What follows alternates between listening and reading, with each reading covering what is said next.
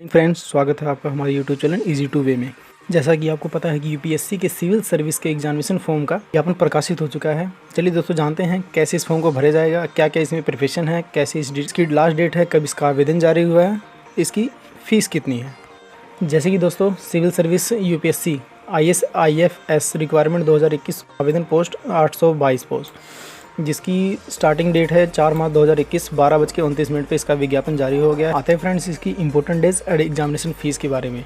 नीचे आने पे हमें दिखाई पड़ता है जिसकी एप्लीकेशन की शुरुआत 4/3/2021 को हुई है। इसका लास्ट डेट आपको 24/3/2021 मिल जाएगा, शाम को ओनली 6 बजे तक। इसका लास्ट पेमेंट डेट है 24/3/2021। प्री एग्जामिनेशन फीस इसकी 27/6/2021 है। एडमिट कार्ड अवेलेबल आपको जून के अंदर हो जाएगा। बात की जाए फ्रेंड्स फीस की, यहाँ ओबीसी कैंडिडेट के लिए आपको 100 रुपीज़ पे करना होगा। SC ST PH कैंडिडेट के लिए 0 रुपये फीस एक्सपेंडेड है। ऑल कैटेगरी फीमेल के लिए फ़ीस 0 है। फीस पेमेंट की बात की जाए दोस्तों, fees payment net banking, debit card, credit card and E challan के माध्यम से भी कर सकते हैं। एलिजिबिलिटी में IAS बैचलर डिग्री, IAS की पोस्ट के लिए आपको bachelor degree in any stream recognised university से चाहिए होगा। IFS पोस्ट के लिए आपको बैचलर डिग्री चाहिए होगा, जिसमें से आपको सब्जेक्ट वाइज कैटेगरी होगी, जैसे कि botany, chemistry, zoology, mathematics, physics और scientist and zoology, agriculture. Next step में आप एज लिमिट की बात की जाए, एज लिमिट आप 21 से 32 साल तक होनी चाहिए। एज की छूट जो है आपको रूल के हिसाब से दी जाएगी। उसके जस्ट थोड़ा नीचे आने के बाद आप वैकेंसी की डिटेल मिल जाएगी, जहाँ पे टोटल पोस्ट आपको 822 देखने को मिलेगी, जहाँ पे इंडियन एडमिनिस्ट्रेटर सर्विस की आपको 712 पोस्ट और आपको इंडियन फॉरेस्ट सर्विस की आपको 110 पोस्ट देखने को मिलेंगी। इसके जस्ट थोड़ा सा नीचे आने के बाद दोस्तों आपको कुछ इंस्ट्रक्शन देखने को मिल जाएंगे, जिसे फॉलो करते हुए आप इस फॉर्म को आसानी से बहुत ईजिली तरीके से फिलअप कर सकते हैं। चलिए दोस्तों, आज जानते हैं इस फॉर्म को कैसे और किस तरीके से आसानी से ईजिली फिलअप करना है। आते हैं फ्रेंड इसकी ऑफिशियल वेबसाइट पे। ऑफिशियल वेबसाइट पे आने के बाद आपको कुछ इस प्रकार का पेज ओपन होकर मिलेगा, जहाँ पे नीचे आने के बाद आपको थोड़ा सा अप्लाई ऑनलाइन का कॉलम मिल जाएगा, जिसे क्लिक करने के बाद आपको इस एप्लीकेशन फॉर्म को आप तीनों ऑप्शन में से इस सेकंड वाला ऑप्शन सिलेक्ट करके आप IAS का एप्लीकेशन फॉर्म फिलअप कर सकते हैं। चलिए दोस्तों, फिलअप करते हैं। पेज ओपन होते ही आपको कुछ इस प्रकार का पेज व्यू दिखेगा, जहाँ पे थोड़ा नीचे आने के बाद सिंपली इस बटन पर हम यस करके इसकी एप्लीकेशन को खोल लेते हैं। एप्लीकेशन फॉर्म खुल गया दोस्तों। चलिए फटाफट इसे फिलअप कर लेते हैं।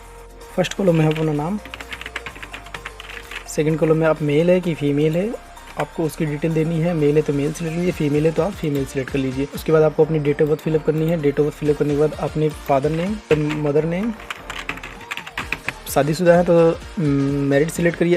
अनमैरिड सिलेक्ट करने के बाद आपको नीचे सीधा कैटेगरी चुनना है। कैटेगरी आपकी ओबीसी है, ओबीसी चुन लीजिए। जनरल है, जनरल चुन लीजिए। तो यहाँ पे दोस्तों मेन इंपॉर्टेंट पार्ट, जो दोस्त अपने ग्रेजुएशन को कंप्लीट कर चुके हैं वो भी इस फॉर्म को अप्लाई कर सकते हैं। जो दोस्त अपने ग्रेजुएशन कंप्लीट नहीं कर चुके हैं वो भी इस फॉर्म को अप्लाई कर सकते हैं। आपने ग्रेजुएशन पास कर लिया तो आप ऑलरेडी पास पर क्लिक कर दीजिए। अगर आपने पास नहीं किया तो आप पेरिंग पे क्लिक करके आगे बढ़ जाइए। नेक्स्ट कॉलम में आपको दोस्तों ग्रेजुएशन का कौन सा सब्जेक्ट आपने लिया था उस सब्जेक्ट को सिलेक्ट करना है यहाँ पे। उसके नीचे आने के बाद आपको दोस्तों सिंपली एड्रेस फिलअप करना है। एड्रेस भरने के बाद आपको सिंपली अपना मोबाइल नंबर डालना है। हमने मोबाइल नंबर अपना डाल दिया है। हमने यहाँ पे अपनी सारी डिटेल फिलअप कर ली है। आगे एक बार इस डिटेल को चेक कर लेते हैं। नीचे आने के दोस्तों आपको पुनः कंटिन्यू बटन पे आकर इसे सबमिट करना है। कंटिन्यू बटन पे आपको क्लिक करने के बाद कुछ इस प्रकार का पेज ओपन होकर आ जाएगा, जहाँ पे आपको अपनी एज की छूट का दावा करना होगा। अगर आप एज लिमिट से ऊपर जा रहे हैं तो आप अपनी एज की छूट का दावा कर सकते हैं। जहाँ पे एज की छूट का दावा करने के लिए आपको यस बटन पे क्लिक करना होगा। यस बटन क्लिक करने के बाद सिंपली कैटेगरी वाइज आपको कोड दिया जाएगा, जहाँ पे क्लिक करने के बाद आपको यहाँ पे कैटेगरी वाइज कोड आपको मिल जाएगा। इस कैटेगरी में आप श्रेणी में आते हैं, उस श्रेणी को सिलेक्ट करके आप इसे फिलअप कर सकते हैं। अगर आपको छूट नहीं चाहिए, आपकी एज कंप्लीट है आपकी, तो आप इसे नो करके आगे बढ़ सकते हैं। यहाँ से आपसे पूछा जाएगा कि आप एक और आवेदन पत्र को पंजीयन करना चाहते हैं। सिंपली दोस्तों आपको नो करके आगे बढ़ जाना है। यहाँ पे आइडेंटिटी में आप 5 ऑप्शन मिल जाएंगे, जैसे कि दोस्तों Aadhaar card, driving licence, PAN card, passport और photo ID issued by government. Voter ID card आपको मिल जाएगा। सिंपली दोस्तों आपका आधार कार्ड पर क्लिक करके आपका आधार कार्ड का नंबर फिलअप कर देना है। कार्ड का नंबर फिलअप करने के बाद उसे एक बार फिर से वेरीफाई करना है। वेरीफाई करने के बाद आपको यहाँ पे पूछा जाएगा ग्रेजुएशन में आपको कितने % मार्क्स मिले हुए हैं। यहाँ पे अपना परसेंटेज डालने के बाद आपने ऑलरेडी पहले से कभी यूपीएससी के एग्ज़ाम में पहले कभी अप्लाई किया है, अगर किया है तो आप नंबरिंग दे दीजिए कितनी बार आपने किया। अगर नहीं किया है तो आप 0 डाल के आगे बढ़ जाइए। थोड़ा सा नीचे आपके आने के बाद वहाँ पे आपको अपने एग्जामिनेशन सेंटर को सिलेक्ट करना होगा। पेपर की लैंग्वेज का मीडियम हिंदी मीडियम है कि इंग्लिश मीडियम, आपको जो सी लैंग्वेज आपकी है वो अपनी लैंग्वेज चुनना होगा। उसके नीचे आने के बाद आपको छठे और 7वें पेपर के लिए कोई एक वैकल्पिक विषय चुनना होगा, जो आपका सब्जेक्ट जिससे आप पेपर देना चाहते हैं। उस विषय का माध्यम चुनना होगा, इंग्लिश मीडियम की हिंदी मीडियम। उसके जस्ट नीचे दोस्तों अगर आप अरुणाचल प्रदेश, मणिपुर, सिक्किम और नागालैंड आदि के निवासी हैं तो आप यस करिए, अगर नहीं है तो नो करके सिंपली आगे बढ़ जाइए। आपकी मदर लैंग्वेज पूछी जाएगी, जिस भाषा में आपको पेपर देना है तो आपको यहाँ हिंदी चूज करके कंटिन्यू बटन पर क्लिक करना है। यहाँ सबसे पूछा जाएगा कि आप एप्लीकेशन फॉर्म को सबमिट करना चाहते हैं तो आप ओके बटन पर क्लिक करके इसे आगे बढ़ा दीजिए। कंटिन्यू बटन पर क्लिक करने के बाद आपको कुछ इस प्रकार का पेज ओपन हो जाएगा, जहाँ पे आप फिलअप की हुई सारी डिटेल दिखाई देगी। यहाँ पे एक बार फिर आपको अपनी सारी डिटेल एक बार चेक कर लेनी है। जहाँ पे अगर आपको कोई अपनी डिटेल मिस्टेक लगती है या आपको अपनी कोई डिटेल गलत लगती है तो आप यहाँ पे नीचे आकर आप अपडेट बटन पर क्लिक करके इसे सुधार कर सकते हैं। अगर आपकी डिटेल सारी सही है तो आप सिंपली कैप्चर कोड भर के इस आई एग्री बटन पर क्लिक करना है। क्लिक करते ही आपको फ्रेंड एक पॉपअप मेन्यू ओपन होकर आएगा, जहाँ पे साफ साफ लिखा होगा कि आप इस आवेदन पत्र को दोबारा संशोधन नहीं कर सकते हैं। बटन पे क्लिक करके इस आवेदन पत्र को आगे बढ़ाते हैं। इस प्रकार का पेज ओपन हो जाएगा, जहाँ पे आपका रजिस्ट्रेशन नंबर, आपका रजिस्ट्रेशन ID मिल जाएगा, आपकी सिंपली बेसिक डिटेल्स, नाम, father name, mother name and आपका एड्रेस मिल जाएगा। इसको आपने कहीं पे अच्छी जगह पे सेव करके रख लेना है। आपको इसके प्रिंट आउट निकाल के सुरक्षित रख लेना है। यहाँ पे फ्रेंड हमारा पहला स्टेप का पंजीयन हो गया है। अब करते हैं सेकंड स्टेप का पंजीयन। नीचे आने के बाद आपको click here to second part के लिए पंजीयन करने का आपको रजिस्ट्रेशन कॉलम मिल जाएगा, जहाँ पे क्लिक करने के बाद आपको सेकंड पार्ट आपको खुल के सामने आ जाएगा, जहाँ पे आपको रजिस्ट्रेशन नंबर डालना है। सिंपली आप रजिस्ट्रेशन में फिलअप कर देना है। उसके बाद अपनी जन्मतिथि सिलेक्ट करनी है। जन्मतिथि सिलेक्ट करने के बाद आपको जैसे ही आप जन्मतिथि सिलेक्ट करने के बाद आपको सिंपली कैप्चर कोड भर के इस फॉर्म को आगे बढ़ा देना है। सबमिट बटन पे क्लिक करने के बाद आपको सेकंड पार्ट का रजिस्ट्रेशन करने के लिए आपको फॉर्म खुल जाएगा। खुलने के बाद सिंपली सबसे पहले आपकी फ़ोटो, सिग्नेचर एंड आपकी ID कार्ड मांगता है, जहाँ पे इसे आपको अपलोड करना है। अपलोड करने से पहले दोस्तों हमें इसकी फ़ोटो की साइज़ कितने KB का होना चाहिए। जाने के बाद दोस्तों साफ साफ लिखा गया है कि फोटोग्राफ का साइज़ 300 KB से कम और 20 KB के अधिक होना चाहिए। उसके नीचे थोड़ा सा आते हैं दोस्तों, जहाँ पे दिखाई देता है कि फ़ोटो आपकी पूरी एकदम साफ़ होनी चाहिए, क्लीन होनी चाहिए, जहाँ पे फ़ोटो को थोड़ा सा ही ब्लर नहीं होना चाहिए। अगर ऐसी कोई फ़ोटो पाई जाती है तो फ़ोटो को रिजेक्ट कर दिया जाता है, साथ में आपका एप्लीकेशन फॉर्म भी रिजेक्ट हो सकता है। चलिए दोस्तों आते हैं ऊपर की साइड।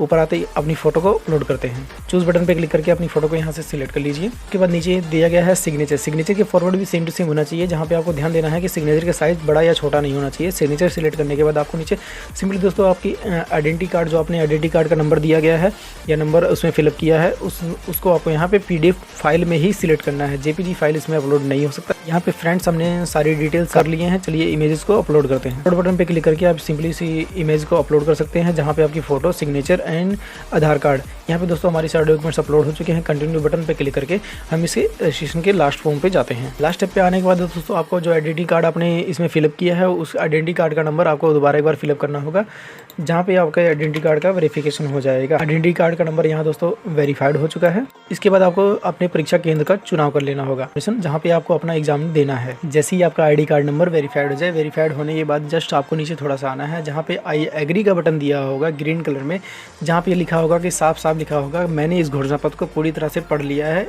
अब मैं सहमत हूँ इस फॉर्म को सबमिट करने के लिए। जस्ट आपको इस बटन पे क्लिक करके अपने एप्लीकेशन फॉर्म को सबमिट कर देना है। सबमिट करने के बाद आपको इसका एप्लीकेशन फॉर्म का प्रिंट करने के लिए एक कॉलम आ जाएगा, जहाँ पे एप्लीकेशन फॉर्म को व्यू करके आप इसे प्रिंट कर सकते हैं। सिंपली अपने एप्लीकेशन का फॉर्म का नंबर डालिए। नंबर डालने के बाद अपनी डेट ऑफ बर्थ सिलेक्ट कर लीजिए। डेट ऑफ सिलेक्ट करने के बाद आपको कैप्चर कोड भर के सबमिट बटन पे क्लिक करना होगा। इसमें फॉर्म का प्रिंट आउट निकाल के आप सुरक्षित इसे रख लें, ताकि आपको एडमिट कार्ड निकालने में दिक्कत ना हो। वीडियो अगर अच्छी लगी हो दोस्तों तो लाइक और सब्सक्राइब करना बिल्कुल ना भूलें। कमेंट करिए, शेयर करिए, सुझाव हमें कमेंट बॉक्स में जरूर दीजिए।